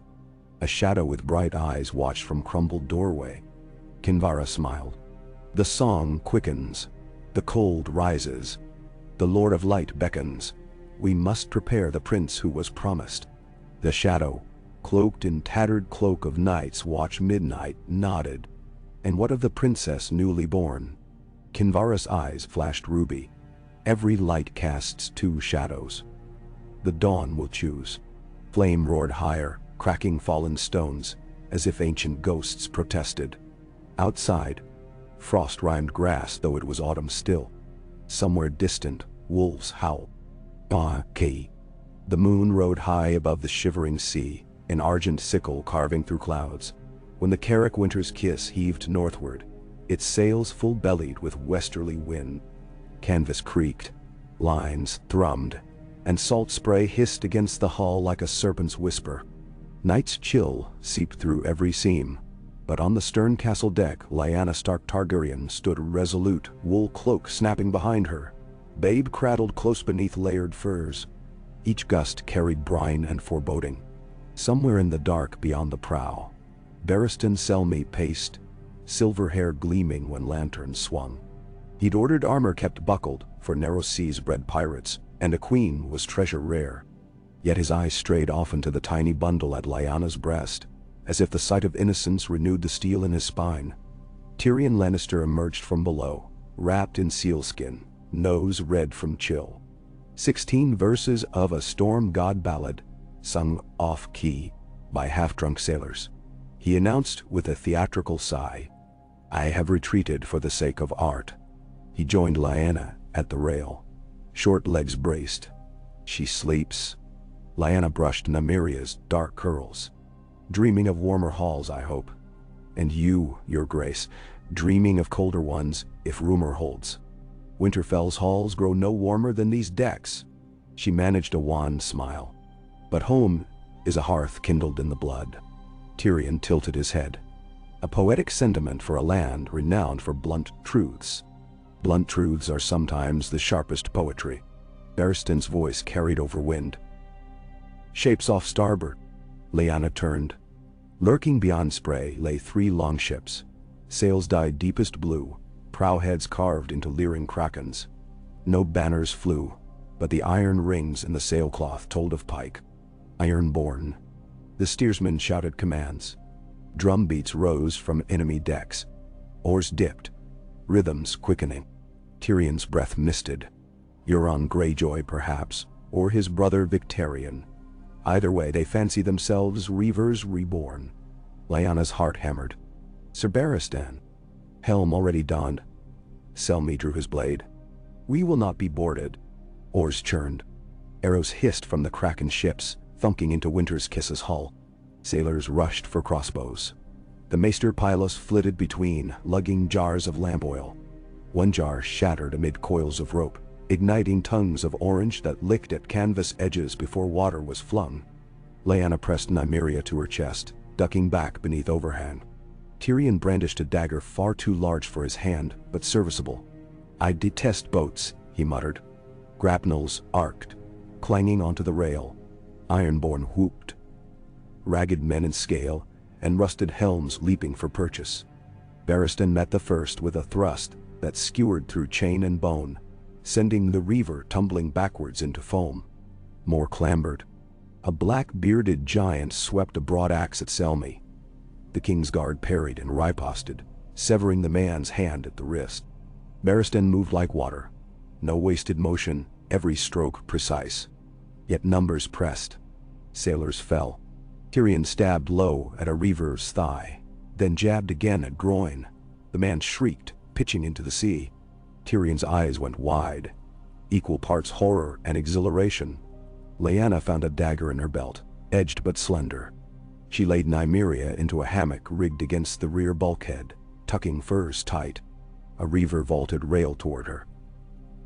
She slid sideways, slashing across his cheek, then kicked his knee. He staggered, and a sailor drove a boathook through his spine. Flames erupted aft. An ironborn jar of wildfire stolen from some black market, no doubt. Green tongues roared along the deck, spitting sparks. Selmy fought between fire and foam, silhouette limbed infernal. Lyanna seized a bucket, doused a spreading lick near Nymeria's cradle, heart drumming. Smoke stung eyes. She coughed but kept blade ready. Then, over the din, rose a horn blast, not ironborn but low and mournful, rolling across waves like a winter wolf's howl. Silhouettes appeared to port. 2 cogs bearing gray sails marked by a white dire wolf rampant. Northern longships commanded by Roderick Castle swept into view, ballista bolts thudding into Krakenhide. Oarsmen bellowed, and grapnels found purchase on the enemy's far flank. Lyanna gasped. Named. Indeed, across the prow of the lead cog stood Eddard Stark, furs billowing, sword in hand. He leapt the gap to the first Kraken deck, cutting a path through startled reavers. His companions followed. Jory Castle, dour but deadly. Hallis Mullen wielding a stout quarterstaff, 2 Karstark cousins armed with axes. Caught between Stark and Selmy, the Ironborn faltered. Barristan pressed, Ned advanced, and blood-spattered boards awash with rain. One Kraken ship's mast crackled as ballista fire struck. Timbers snapped, sail collapsed, sweeping men into the drink. Moments later, the remaining reavers cut grapnels, rowed hard away. Curses flung across wind. Selmy did not pursue. Calmness settled. Flames were smothered. Wounded tended. Lyanna hurried forward, relief flooding limbs. Ned crossed the gangplank, splattered red but unbowed. For a moment neither spoke, just looked, eyes glistening. Then she threw arms around him, careful of babe still nestled. "Little sister," Ned breathed, voice breaking. "By the old gods, you live, and carry new life," she answered, stepping back to reveal Nymeria. Ned's stern face softened beyond any war's weight. Barristan wiped blade, saluted. "Lord Stark, your timing spares tales of my failing." "Your legend remains, sir," Ned said. He grasped Lyanna's shoulder. "We sail north with haste. The wall sends dire news." Lyanna nodded, brief joy already tempered by dread. "Tell me." Ned's tale spilled beneath oil lanterns. Whites breaching villages, Benjen lost, ravens turning black with warnings. Lyanna listened, each word twisting deeper. She shared Quaithy's prophecy, produced vial that shimmered star-white. Ned paled, yet pockets the vial for Maester Luwin's study. While deckhands mended sails, the siblings planned. Join forces, steer home via White Harbor, muster Norse levies, then ride for Castle Black. Barristan pledged blade, Tyrion, curiosity and coin. The sea, momentarily calm, seemed to hush in agreement. But far behind, oily plumes rose where the Kraken longships sank, carrying word to Pike that a queen sailed under wolf banners, a prize the Ironborn would not soon forget. Campfires flickered like dying stars across the muddy flats south of Tumbleton, where Rhaegar's host braced for night of uneasy truce. Inside a tattered pavilion, Rhaegar lay half reclined, bandaged ribs tight, parchment strewn across his lap. Arthur Dayne sat sharpening dawn, each stroke whispering against stone. A messenger entered, cloak-soaked, kneeling. "My prince, word from Lord Rowan. Stormlord's discontent. Stannis quarrels nightly with Lord Grandison. Lady Cersei Lannister fans Robert's rage but undermines supplies. Wagons diverted to Lionclaw." Rhaegar's brows knit. Divide and still conquer. He penned an order, sealing with wax. "Rowan shall leak rumor of a secret treaty. Tyrell to join Targaryen if Robert refuses parley again. That will stir mistrust." Dayne lifted gaze. "Stir, but will it subdue? Gallant knights charge lances. Commanders charge rumor." He winced at dull ache in chest. "Meanwhile we shall feint toward Bitterbridge granaries at dawn. Force Robert to defend food or pride. He cannot guard both." Oberyn entered, damp cloak strewn with riverweed. The bull's pride outweighs his belly. He flung a pouch onto table. Inside, torn letters bearing stag sigils intercepted by his spies. He begs Storm's End for fresh levies, but half the ravens fly to Casterly Rock first. Tywin dances 2 tunes. Rhaegar surveyed Oberyn, eyes alight, cunning coiled. "Play a third. Spread whispers that Tywin negotiates with me for Cersei to wed viseries in exile. Robert's trust in Lioness will rot." "Newidum shatter." Oberyn grinned. "Poison of words is my specialty." Dayne sheathed dawn. "War of quills cannot delay steel forever." "No," Rhaegar agreed, gaze drifting to gleaming ruby resting near maps. "But each day stolen may grant Lyanna safe haven in the north. When winter comes, the realm must face it united." Outside, thunder grumbled, though skies held no storm. Cannonade of distant gods, perhaps previewing yet unborn battles. Within Robert's grand pavilion, Cersei poured arbor red, bending candlelight through garnet depths. Robert paced, thunderous, while Stannis stood aside, arms crossed. Jaw iron. Rowan the Craven dares treat with dragons. Robert slammed a fist upon table, goblet rattling. I should break his keep stone by stone. Cersei's voice softened, silk sliding across temper. My lord, vengeance is best served after victory. Let his betrayal guide us. Where he opens doors to Rhaegar, we slip behind and strike. Stannis snorted. Words, Lady Cersei. Meanwhile, our grain spoils, our men starve. Tyrell roads run thick with spies. She met Stannis's glare coolly. Perhaps a new hand would remedy supply lines. Her green eyes returned to Robert. Appoint one who knows both reach and rock. Say, Sir Jaime, when this ends. Robert frowned. Jaime slew the Mad King. Which freed Rhaegar's path. Stannis hissed. Which saved King's Landing, Cersei countered. My brother is loyal to realm if not to dragons. Arguments tangled. Robert's head pounded. He slammed table again. Enough. We march at dawn. Rowan's fields will feed my dogs or feed my fires. He downed wine. Cersei's smile flickered. Victory measured one heartbeat closer. Outside, Renly fetched fresh water for weary soldiers, trading jokes to lighten gloom. He glimpsed his brother's pavilion, shadows twisting within, and wondered if lions had indeed sprouted claws beneath Baratheon hide. At King's Landing, dusk-tinted streets mauve. Varys shuffled through red keep passages, slippers brushing rushes. He paused before Tower of the Hand, where candles burned late within Ned Stark's study. Raven scrolls littered desk. Ned pored over maps of the gift, scribbling dispatches. My lord Hand, Varys cooed. My little birds chirp of new perils. Gold cloaks grumble unpaid wages, and grain convoys from the south have vanished. Ned rubbed temples. We ration what reserves remain. Lord Tyrell promised barge escorts, yet none dock. Such promises are fragile, the spider murmured. Might I suggest a quiet loan from Iron Bank to bridge weeks? Debt chains a realm as surely as war, Ned said. But starvation chains faster. He sighed. Write the Bravosi. Offer collateral of crown jewels save Garth Greenhand's circlet. Wise. And there is rumor of a shadowbinder sighted, leaving Dragonstone. Nod. Ned met Varys's eyes. Quaid.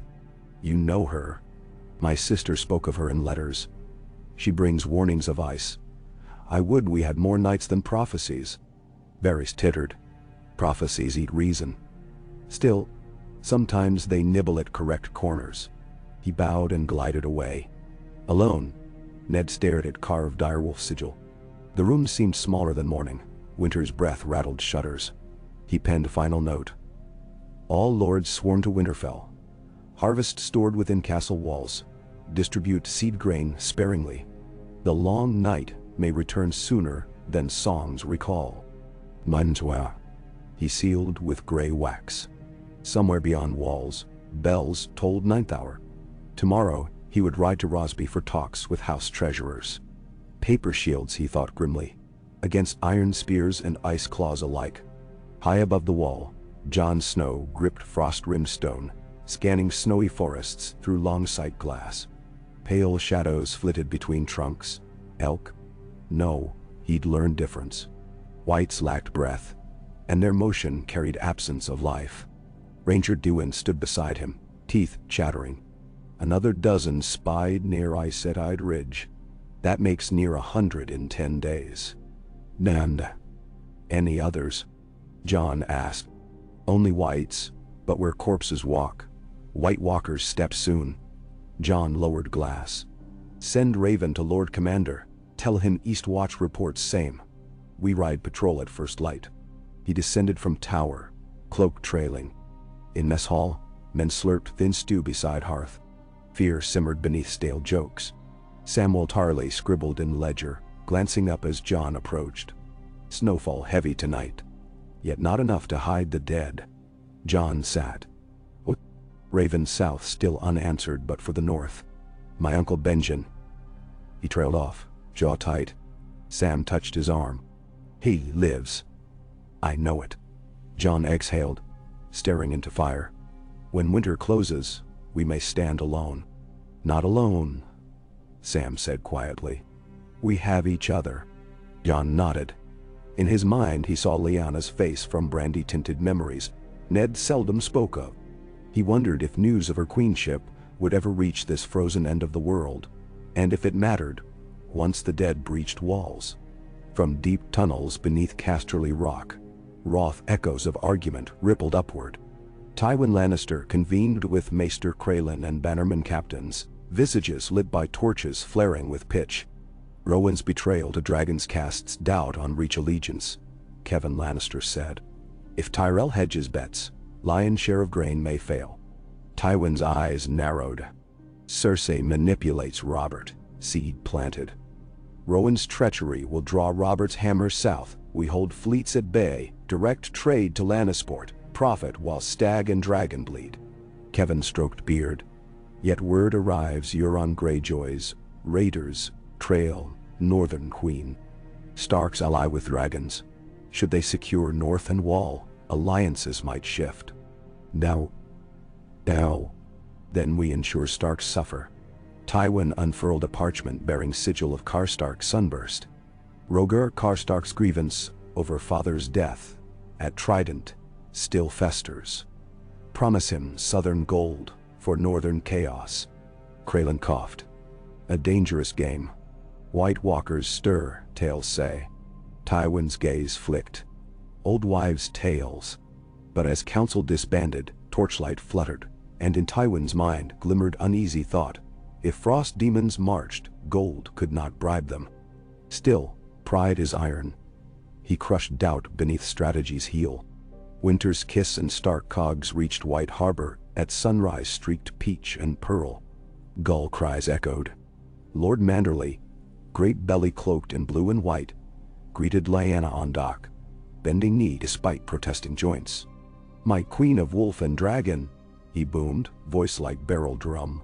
Food stores stand ready. Grain, fish, salt pork, all loaded north within hours. Lyanna smiled. Your loyalty warms colder hearts, my lord. Ned embraced Wyatt Manderley, then oversaw unloading wounded. Shipwrights rushed to repair hulls scorched by wildfire. While they toiled, Lyanna toured markets under heavy guard. Fisherfolk gawked at baby princess, some kneeling, others pressing carved trinkets into Barristan's startled hands. She accepted with grateful nods, but Ned noted wary glances too. Fear of dragon banners seldom far. In Merman's court, maesters examined Quaith's vial. Report proved baffling. Liquid neither water nor oil, nor did it freeze. Lewin speculated Valyrian glass essence, to be used perhaps against magical affliction. He recommended caution. That night, Hall banqueted on honeyed mullet and turnip stew. Tyrion recited limericks, coaxing laughter even from stoic Karstarks. Yet, after cups drained, Ned and Lyanna withdrew to Solar once held by Queen Nymeria of Old Rhoynar, when she harbored here during exile. They spoke long of Wall, of Nymeria's namesake, of prophecy Rhaegar read by starlight. He sees signs in every verse. Lyanna sighed. But songs cannot stop blades. Nor blades songs, Ned countered gently. Both needed. He touched Infant's tiny fist. May she wield them wisely. Wind rattled shutters, but inside glowed hearth embers. For one brief lull, brother and sister shared peace forged from homecoming. Dawn across Reach Fields spilled gold on tents of Robert's host, now encamped south of Bitterbridge granaries. Rows of wagons brimmed with harvested wheat. Tyrell banners fluttered above granary towers, though Rowan's men manned walls. Robert studied fortifications, hammer resting upon shoulder. Sweat beaded beneath helm despite crisp air. Grandison and Tarth discussed scaling ladders. Stannis argued for trebuchets. Cersei lingered near Robert's side, eyes gleaming emerald. Why waste men storming walls when alliance could open gates? She produced scroll, affixed with Tyrell rose. Lord Mace offers to swear to you, if his daughter wed to a king. Marry Marguerite, and grain flows freely. Robert frowned. Marguerite's but a maiden of 15. Betting younger than that crown king's before. Cersei purred. She laid hand upon his elbow. Take the rose and break the dragon. Stannis stepped forward. This is folly. We war to reclaim honor, not chase dowries. Robert rounded on him. Honor? You say that wearing patched mail because grain wagons vanish. We need food. Nay. Stannis' jaw flexed. Then starve pride. Negotiate with Rhaegar for prisoner exchange. He begs peace. Cersei scoffed. Dragon's mercy is serpent's kiss. Renly intervened with jest. Tension eased not at all. Robert stalked away, hammer thudding earth. Later that day he sent Raven to Highgarden requesting parley. Cersei's victory edged closer. Stannis watched with eyes like flint fractured. That night, storms brewed though sky clear, temper inside pavilion clashing louder than any thunder. On distant Dragonstone, Elia Martell stood atop stone drum parapet, sunrise limbing her dusky hair, copper. Children squealed behind, the young prince chasing Rhaenys across courtyard. Elia smiled, but worry-clouded features. Ravens carried word of Robert's advance, Tywin's fleet, White Harbor resupply. Too many fronts. She turned as Malario approached. The tides shift each dawn, Malario observed. Elia nodded. Yet hope clings. She gazed at horizon. Soon I sail to north. Dragons must breathe cold air before they breathe fire. Dio. Malario placed a silk-wrapped bundle in Elia's hands. 2 obsidian daggers carved thin, edges glass keen. For the dark things, snow hides. Elia bowed head. Thank you, sister. Inside chapel, she knelt before mother's effigy, praying for Rhaegar's safety, Lyanna's journey. Children's laughter. Candles flickered, and for heartbeat flames turned blue. Elia's breath caught. A sign, or draft. She rose, resolve firming. Sun spears face storms with desert steel. A dragon queen would face winter likewise. In Frostfang foothills, a Karstark scout stumbled into torchlight of Night's Watch Ranger group, led by Jon. His clothes ripped. Skin frost-bitten. He gasped. Pale giants, ice spears. They took my brothers. He collapsed. Jon and Iwan tended wounds, but man died by dawn. Skin gone icy gray, eyes black. They burned corpse quick. Raven flown south, bore message. Others sighted near Skirling Pass. Castle Black readied every able body. Maester Aemon, blind yet sage, called Jon to rookery. Long years I dreamed of dragon's return, he wheezed. But I feared what followed. Fire draws ice, as night draws day. Nenter Wadini. Jon asked, You think Queen's child matters? Aemon's milky eyes misted. Blood of both kings, old rhyme speaks. When wolf and dragon join, the dead shall grovel, then the dawn be born again. Hold fast to this child. Jon left heavier than before, yet purpose sharpened. In courtyard he drilled recruits late, striking at straw dummies with urgency of doom. Back in White Harbor, fleet readied. Lyanna's repaired Carrick, Ned's 2 cogs, and Manderley longship Sea Lion escorting grain barges. Winter winds wailed but tide favored departure. Before dawn sail, a hooded stranger requested audience with Lyanna. Presented token, dark stone sphere etched with silver runes. Half map, half moon. Barristan searched him but found only weather-worn clothes. Lyanna agreed under guard. The stranger removed cowl. A woman with hair white as weirwood bark. Eyes shimmering pale green, face ageless. She spoke in old tongue until Lyanna bid her use common. I am Leaf, she said, child of the forest. Darkness wakes beyond your wall. Song you carry may bind it or break it. She extended stone. This seed opens door beneath ice. Bring it to Hearttree at Nightfort when new moon rises. There speak name of the babe. If name true, gate will open. Nah. Ned leaned forward. What lies beyond? Memory, Leaf murmured. And fire unending. She stepped back, as if already fading. "Do not tarry." She turned, merged among docks, gone. Lyanna clutched stone. It pulsed faint warmth. She felt Nymeria's stir, as though sensing echo from deep roots of world. While White Harbor fleet hoisted sails, Rhaegar's army executed dawn feint. Riders struck Bitterbridge storehouses with torches, then galloped away, drawing Stormlord's pursuers. Rowan's gates opened to allow Tyrell wagons bearing false surrender, but inside wagons hid Dornish spearmen who seized towers, raising dragon banners. Robert, enraged at trickery, rallied men, charging Granary Field. Arrows darkened sky. Bull thundered forth. Among chaos, Cersei rode with Kingsguard Knight, Sarosmund Kettleblack, to observe. When Robert raced ahead, she hung back, issuing whispered commands to Kettleblack, who dispatched Ryder to Tywin's blockade. Stag charges. Lion, ready jaw. Battle raged. Stormlords crashed into Dornish lines. Rhaegar's reserve, hidden behind willows, flanked. Robert cleaved foes, yet Tyrell archers targeted his bannermen, sowing confusion. At height of melee, horns across river blared. Mace Tyrell's host at last revealed, banners of rose and golden spear twining.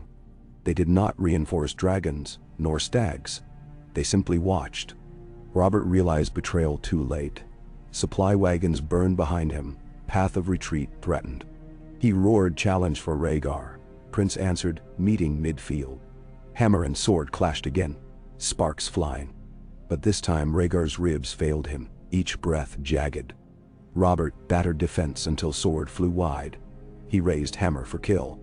An arrow whistled, loosed by Oberyn from hidden perch, striking Robert's hamstring.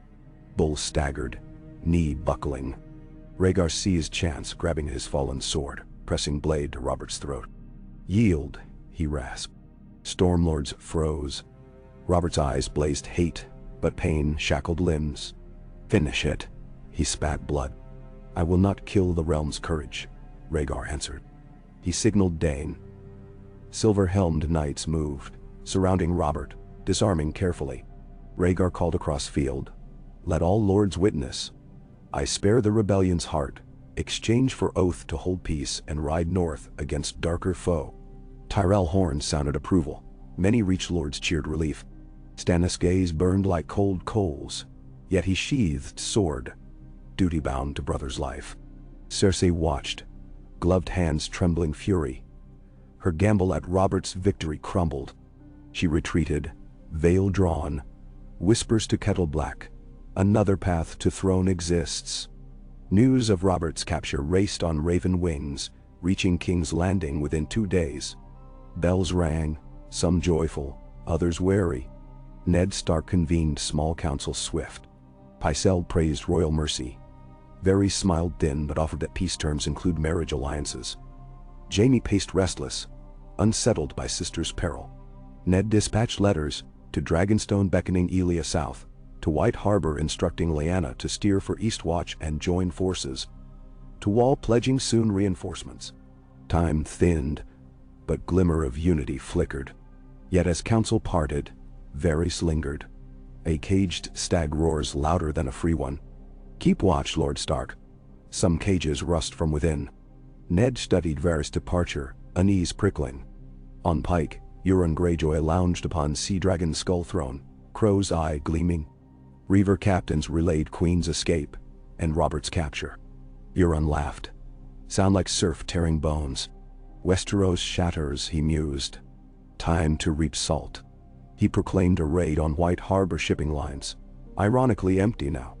But his true aim: sail north round shattered seas. Seek rumor of glass dragon at Nightfort. Mutterings gleaned from Korth scrolls. Power ride storm, and Euron meant to ride first. Victarion protested, but Euron's axe tapped Skull Throne. Silence fell. West of Last Hearth, Lyanna's fleet pressed upriver on barges. Roads snow-clogged. Wolves howled. Northern lights shimmered green ribbons above. Villagers waved torch greetings, cheering Queen returned. Grain pewter storerooms. Men pledged spears. At Last Hearth, Great John Umber hosted feast of mammoth stew. He bellowed toast to wolf dragon babe. Aela splashed, yet beneath revelry men exchanged tales of shivering specters, livestock slaughtered without prints. Lyanna listened, heart tight. She gifted Greyjohn a silver-edged warhorn in thanks, urging him to marshal clans for Wall. He slammed horn on table, vow echoing rafters. Tyrion kept a corner scribbling notes, book to write. A dragon in the north, travels with ice and ale. But seeing white scars on a shepherd's forearm, humor dimmed. He tossed coin to minstrel, requesting softer tune. Varyston drilled umber lads at dawn. Ned reviewed maps with Castellan Crowl. White harbor men arranged supply wagon columns. The north stirred like old bear leaving cave. At Nightfort, abandoned keep of shattered legends. Jon Snow led ranging party investigating fresh corpse lights. Moon glazed courtyard stones as they crossed rusted gate. Cold bit marrow. Silence oppressive. Inside, wind howled through Blackgate well, but unnatural cold seeped deeper. Jon's torch hissed, flame shrinking blue. He heard whisper. Voice of child. Brother. Ranger Harker glimpsed figure by kitchens. Rushed, vanished. Jon pursued. Ghosts flitting at edge of sight. He found Harker slumped, eyes glass, throat rimmed frost. A rasp behind, white lunged. Jon swung longclaw, Valyrian steel, cleaving dead flesh. Corpse crumbled. More whites emerged, pale eyes glowing. Brothers formed ring, torches raised. Jon barked retreat. They backed toward gate. Suddenly heavy thud. Stone sealed behind. Gate shut of its own. Panic surged. Then central courtyard cracked. Stone yawning. Up rose other. A tall figure of ice. Armor spiked crystal. Blade shimmering midnight hue. It regarded them with ancient contempt. Jon's breath frosted. Terror. Iced veins. He readied Longclaw, recalling Sam's tale of dragon glass. But numbers. A howl pierced night. Dire yet not wolf. From rupture beneath floor, surged spectral lights swirling. The other recoiled, sensing something unscripted. Then stone split wider, revealing spiral stair descending into heart tree chamber glimpsed in children tales. Whispers like leaves. Name the child. Jon's chest heaved. He remembered dream, prophecy, leaf stone. He did not have it. Lyanna carrot. But he roared back. Nymeria of ice and fire. Light flared. White, gold, blue all died. The other shrieked, blade shattering. Whites froze, then crumpled inert. Stair closed, courtyard whole. Brothers staggered, gasping. Jon stared at unbroken stones. Mind whirl. Somehow the castle obeyed older magic. A sign that Queen must arrive to unlock deeper secrets. He ordered swift retreat to Castle Black. At Eastwatch, Lyanna's convoy arrived 3 days later. Winds keened, but Wall loomed, crystalline under starlight. Jon rode from gate, face gaunt with sleepless vigil. When Lyanna dismounted, brother and nephew looked upon each other first time. Though no bloodbound, something ancient passed between. A recognition of kindred forged by destiny. Ned embraced Jon. Relief rawed at Ottawa. Ravens flew to King's Landing. Queen safe. Wall needs fire. Lyanna handed Leaf's runestone to Jon. He recounted Nightfort event. With Maester's guidance they studied runes. Valyrian mixed with First Men script. It spoke of Heart of Winter, sealed by name of balance. Nymeria. Lyanna clasped babe, awe, and dread. They planned expedition to Nightfort on next new moon. Barristan would guard Queen, Ned hold Eastwatch. Night's Watch brothers armed with obsidian daggers forged overnight from old mines at Dragonglass Lake. On ramparts that night, Lyanna met Jon alone, stars overhead. She spoke of Rhaegar's mercy, Robert's capture, realm's brittle peace. Jon listened, eyes reflecting northern lights. When she finished, he knelt, swearing sword to queen and princess. She lifted him, smiled. Rise, nephew. The realm will need more than swords. It will need hearts that beat for all. In Red Keep's dungeons, Robert Baratheon sat shackled, wounds bound.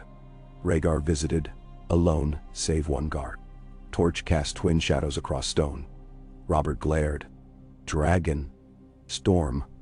Rhaegar offered water. Robert refused. I saved your life, Rhaegar began. That life can save thousands yet. Robert spat. Life without Lyanna is worth spit. She is alive. Robert froze, chain clinking. Rhaegar's face earnest. She rules north, bore daughter. She chose her path. Pain convulsed Robert. Mixture of relief and loss carved deeper. Alive? Then why keep me caged? To end war. Swear fealty, ride with me north against darkness. Robert laughed bitter. Nightmares over wall? Ghost stories? Rhaegar's gaze hardened. He threw Jon's raven scroll onto straw. Robert scanned. Scoffed. But doubt glinted. Look beyond pride, Rhaegar urged. If you ever loved her, help defend her realm. Robert sank back, wrestled with demons. Rhaegar left, locking cell, but door remained unbarred behind guards back. A silent offer. Choice weighed heavy as hammers. Far above, in Queen's chambers, Cersei met with Pycelle, slipping vial of amber liquid into his hand. When the stag walks free, see that he drinks. She smiled sweetly. For realm's peace. Pycelle bowed, beard trembling. Plush rugs muffled departing footsteps, yet echo of betrayal resounded. At Bravos, Iron Bank clerks stamped star credit, cogs laden with gold bullion set sail for Blackwater. But warlocks of Korth offered coin to Euron to steal Queen's child. Sea dragon sails unfurled, shadows stalking. On New Moon's Eve, snow fell thick as feathers around Nightfort. Lyanna, Jon, Barristan, Leaf, and dozens sworn marched through shattered gate, torches guttering. Ned remained at Eastwatch, anxious. Inside courtyard, silence reigned, no whites. They approached Fisher's sight. Lyanna cradled Nymeria, Leaf guiding to stone dais ringed by ancient weirwood roots worming through ice. Leaf pressed rune stone into carved socket. Glyphs flared pale gold. Whisper wind. Name the child. Lyanna's voice trembled but firm. Nymeria Stark Targaryen, of ice and fire. The roots trembled, parting. A hidden door slid aside, revealing spiral stair aglow with faint warmth despite cold. From depths wafted scent of earth and something sharper. Sulfur and blossoms. Barristan raised sword, but Leaf motioned peace. Fire sleeping beneath ice. They descended. At foot lay cavern, where obsidian obelisks formed circle around pond of water, so still, it mirrored stars though underground. At center floated crystal platform holding orb of swirling blue and red light. Jon whispered, "Heart of the world." Leaf nodded. Seed of dawn, planted by those who shaped first forests. It can wake suns, or swallow them. Lyanna stepped forward, Nymeria in arms. Light within orb pulsed with babe's heartbeat.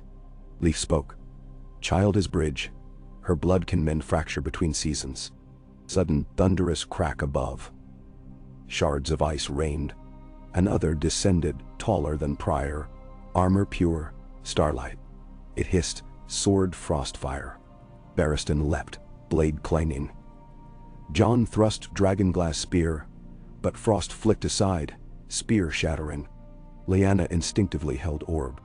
Light flared, forcing other back. It snarled, lunging, but Nymeria's wail pierced cavern, note high as silver harp. Orb blazed bright, wave of heat and cold intertwined, slamming into other. Ice armor cracked, blue shards vaporized into mist. The creature dissolved. Scream echoing faint. Silence reclaimed cavern. Lyanna swayed. Barristan steadied her. Light dimmed into steady glow inside orb. Leaf smiled weary. Balance touched. Long night delayed. For now. Knee. Jon exhaled shaky breath. Delayed, not ended. Dawn grows, Leaf murmured. But every dawn heralds sunset anew. Guardians must stand. Lyanna pressed forehead to child's. We stand. They ascended, Dawn breaking pale across horizon, though still night above. Stars shimmered as if in applause. South in King's Landing, Robert lay in his cell, door unlatched. He rose, hesitated, heard stag within chest. Taking torch, he limped into corridor. But at stair top, Pycelle offered wineskin, trembling. "For strength, your grace." Robert drank deep. Warmth spread. Then dizziness. He staggered. Pycelle gasped, attempting to prop him, but Robert shoved away, collapsing. Torch fell, bursting. Flames caught straw, racing up tapestries. Guards rushed. Robert convulsed, froth on lips. Poison. He bellowed curse as life ebbed. Jaime appeared, hacking locks, dragging Robert clear of fire. Too late. Stag's heart stilled. Jaime stared at corpse. Horror dawning. Bells clanged alarm. Flames leapt, corridors filled with smoke. In throne room, Rhaegar watched black plumes rise, fear and fury entwined. Cersei stood at chamber balcony, tears glittering, whispering. Now watch kingdoms burn. Eastwatch ravens carried word of Nightfort victory partial. Ned penned urgent updates, but messages delayed by blizzard. Across seas, Euron's fleet lurked. At Casterly Rock, Tywin received news of Robert's death. Lips thinning, not planned yet exploitable.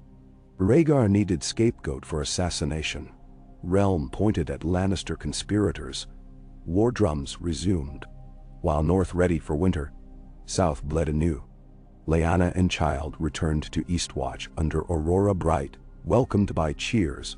But horizon north still glowed eerie blue. Jon knew foes regrouped. He vowed training of every spear, forging of every dragonglass shard. And deep beneath heart of winter, shattered other reformed from shards swirling, eyes blazing brighter, voice echoing vow, the song will end.